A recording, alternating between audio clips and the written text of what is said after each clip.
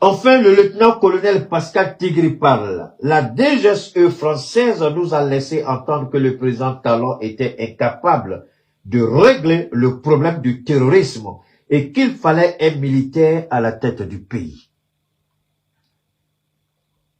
Au matin du 17 décembre à 6h37 précisément, notre rédaction a reçu un message en inbox qu'un individu demandant un numéro pour nous contacter. Cet individu se présentait comme le lieutenant-colonel Pascal Tigri. Peu après, nous avons reçu un appel anonyme au bout du fil, une voix claire, celle du lieutenant-colonel Pascal Tigri. L'échange se transforme en interview. Le tout n'a duré que 8 minutes. Le contenu des échanges. Bénin News. Mon colonel, quelle est la motivation de votre appel alors qu'il y a un mandat d'arrêt international contre vous? On va écouter et puis on va décortiquer. Lieutenant-colonel Pascal Tigri, j'ai lu votre publication du 15 décembre sur l'implication de la France dans le coup d'État, y compris les détails. J'ai ressenti un soulagement. Ces informations sont vraies. Nous nous sommes laissés manipuler par la France, dont l'objectif est de déstabiliser nos voisins à travers notre territoire. Wow. Bénin News. Donc, vous confirmez que les Français étaient de votre côté. Que s'est-il réellement passé? Lieutenant-colonel Pascal Tigri, oui, effectivement, nous n'avons jamais imaginé ni planifié un coup d'État dans notre pays. La DGSE française nous a laissé entendre que le président Talon était incapable de régler le problème du terrorisme et qu'il fallait un militaire à la tête du pays, comme dans les pays de l'AES, pour mieux combattre cette menace. Lors de nos échanges, ils nous ont convaincus que je devais prendre la tête du pays pour prendre des décisions fortes et stopper la perte de nos soldats face aux terroristes. Je peux m'arrêter là momentanément et puis me poser une question simple. Si réellement la DGSE est venue vers eux avec cette intention, est-ce que le colonel Pascal Tigri peut nous dire à nous, même s'il est militaire et qu'il est de son devoir en tant que militaire en fonction, puisqu'on appelle l'armée la grande muette, est-ce que Pascal Tigri peut dire qu'il n'a jamais entendu nos autorités accuser la France de planifier une déstabilisation dans le Sahel? Est-ce que le colonel Pascal Tigri peut nous dire que réellement, il ne savait pas que la France avait déjà des bases installées et que le président Talon a démenti. Je ne dis pas aurait, mais je dis a démenti, puisqu'il a toujours dit et il continue de le dire. Ils ont été manipulés. C'est ce qu'il nous dit. Est-ce que le colonel est un garçon, est un petit garçon, est un adolescent? Il est le chef d'une unité. Il a une famille. Dire qu'on ne peut pas tomber dans des erreurs, c'est faux. On est tous des êtres humains.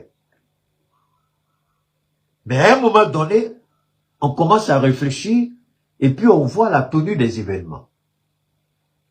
Si Talon n'est pas en mesure de prendre des décisions fortes et que Talon était à quelques mois de la fin de son mandat, alors pourquoi lui faire un coup d'État? Pourquoi ne pas dire à la France, mais attendez, le prochain président peut-être sera à la hauteur?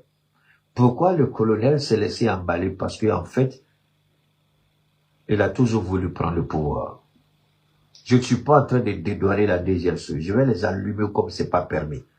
Faites-moi confiance. Dans un environnement médiatique marqué par une forte densité informationnelle et par des débats régionaux complexes, la prise de parole analysée par M. Keita s'inscrit dans une démarche explicative visant à éclairer l'opinion publique sur des échanges institutionnels rapportés par la presse. Cette séquence repose sur une reconstitution chronologique de faits médiatiques attribués à un officier supérieur, présentés comme relevant d'un échange journalistique à caractère informatif. L'objectif affiché n'est ni de susciter une réaction émotionnelle, ni d'orienter le jugement du public, mais bien de proposer une lecture structurée des mécanismes décisionnels et des interactions institutionnelles dans un contexte régional sensible. Dès les premières minutes, l'approche se veut résolument pédagogique. Monsieur Keita rappelle que les propos relayés proviennent d'un contact médiatique présenté comme spontané, intervenu dans un cadre rédactionnel précis. L'accent est mis sur la temporalité des faits, la nature des échanges et les responsabilités respectives des acteurs évoqués. Cette contextualisation initiale permet d'installer un climat de compréhension, indispensable à toute analyse sérieuse, et conforme aux standards éditoriaux internationaux attendus par un public adulte et averti. L'analyse s'inscrit ensuite dans une réflexion plus large sur les dynamiques de gouvernance et de coopération internationale. Il est rappelé que les relations entre États, institutions de sécurité et partenaires extérieurs reposent sur des cadres formels, des accords de coopération et des mécanismes de concertation. Les perceptions exprimées dans l'espace médiatique, qu'elles soient exactes ou discutées, doivent être replacées dans ces cadres afin d'éviter toute lecture simplificatrice. Monsieur Keita insiste sur l'importance de distinguer les déclarations individuelles des positions institutionnelles officielles, une distinction essentielle pour préserver la clarté du débat public. Sur le plan historique, l'analyse convoque des éléments de contexte régional afin de montrer que les interactions entre acteurs nationaux et partenaires internationaux ne sont pas nouvelles. Elles s'inscrivent dans une longue histoire de coopération, d'ajustement stratégique et de réévaluation périodique des priorités. Cette profondeur historique permet de relativiser l'actualité immédiate et d'inviter le public à considérer les événements rapportés comme une séquence parmi d'autres dans un processus évolutif plus vaste. La réflexion proposée met également en lumière le rôle central des médias dans la circulation de l'information. Monsieur Keita souligne que la responsabilité journalistique consiste à relayer des propos tout en fournissant les éléments de contexte nécessaires à leur compréhension. Cette médiation est essentielle pour éviter les interprétations hâtives et pour garantir un débat public apaisé. Dans cette perspective, la séquence analysée est présentée comme un exercice de clarification, visant à offrir au public des clés de lecture plutôt qu'une conclusion définitive. L'un des axes majeurs de l'analyse porte sur la notion de prise de décision au sommet des institutions. Il est rappelé que les choix stratégiques sont le fruit de processus complexes, impliquant des consultations, des évaluations et des arbitrages. Les perceptions individuelles, même lorsqu'elles sont relayées publiquement, ne sauraient résumer à elles seules la réalité de ces processus. Cette mise en perspective contribue à renforcer une compréhension nuancée des responsabilités de gouvernance, sans personnalisation excessive ni simplification. Dans un souci d'équilibre, Monsieur Keita évoque également la nécessité pour les institutions africaines de renforcer leur capacité d'analyse interne et de communication stratégique. Une information claire, accessible et contextualisée est présentée comme un levier essentiel pour consolider la confiance du public et pour favoriser des relations internationales équilibrées.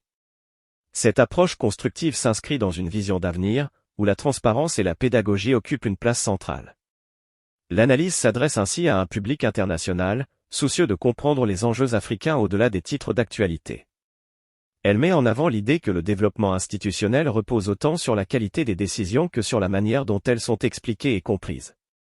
En ce sens, la séquence étudiée devient un point d'appui pour une réflexion plus large sur la communication publique, la responsabilité éditoriale et la maturité du débat démocratique. Au fil du propos, Monsieur Keita adopte un ton mesuré et factuel, évitant toute formulation susceptible d'être perçue comme accusatoire ou émotionnelle. Cette retenue stylistique participe à la crédibilité de l'analyse et répond aux attentes d'un public adulte, habitué aux standards des médias internationaux. Les connecteurs logiques structurent le discours, facilitant la rétention de l'information et l'engagement intellectuel du spectateur. Enfin, la conclusion ouvre une perspective d'espoir et de construction. Elle rappelle que l'Afrique dispose de ressources humaines, institutionnelles et culturelles capables de transformer les défis en opportunités. La compréhension des enjeux, la qualité du dialogue et le respect des cadres institutionnels sont présentés comme des piliers essentiels pour avancer vers un avenir stable et prospère. Comme le dit un proverbe africain, lorsque les racines sont profondes, l'arbre ne craint pas le vent. Ce message invite à la confiance dans les fondations institutionnelles et dans la capacité des sociétés africaines à tracer leur propre chemin avec lucidité et sérénité.